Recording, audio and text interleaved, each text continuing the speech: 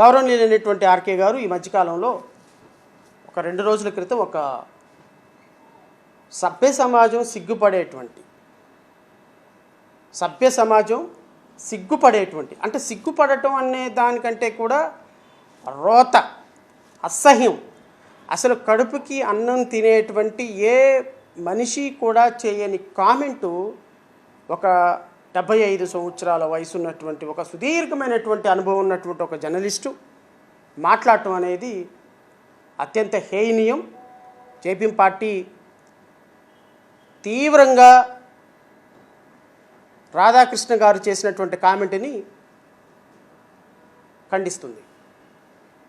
వ్యక్తిగతంగా నేను, మా పార్టీ శ్రేణులు కూడా ఖచ్చితంగా ఈ అంశాన్ని మీడియా ఒక గురుతరమైనటువంటి బాధ్యత పోషించాల్సినటువంటి ఇలాంటి సందర్భంలో